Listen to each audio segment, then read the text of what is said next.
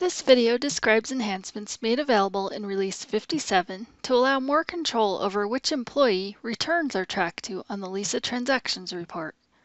Additionally, on sales and returns, the LISA report will now record the ID of the last employee that made a price edit on an item in a new Edited By field.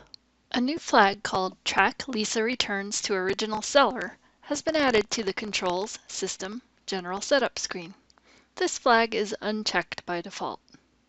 On previous releases, the LISA transaction report always recorded the seller that created the return invoice as the employee for that invoice. That functionality will be retained if this flag is left unchecked.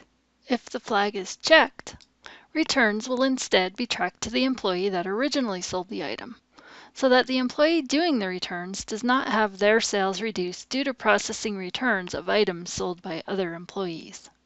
Let's do a return and then have a look at the LISA report.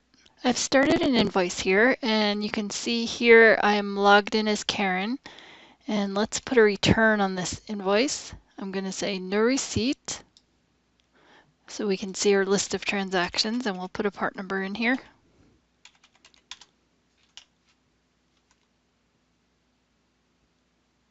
I'll return 1. And this grid is showing me my previous sales transactions for this part number. And over here we can see that one was sold by the employee Lisa and the other was sold by employee Karen. I'm going to return the one that was sold by Lisa. And again, I'm logged in as Karen, and we'll see which employee the return gets tracked to. So I'll double click.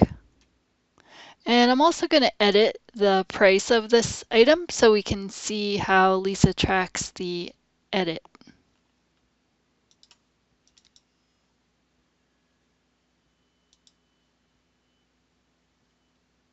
And let's change our price to $20.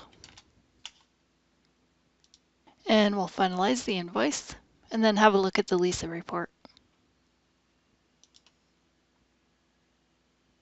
So I'm at Reports, LISA Transactions, and let's first click on Columns Displayed so we can make sure we have the columns that we want to see when we run the report.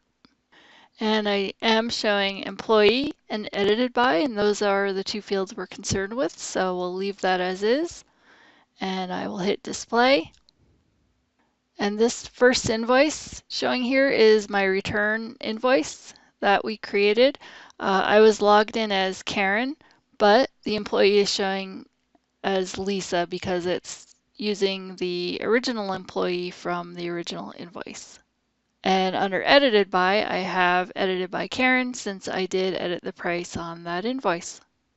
And by the way, it's not only edits to each price that will cause an employee to be stored in the Edited By field, it's also sell quantity, lost sale quantity, back order quantity, list price, core price, part cost, and core cost.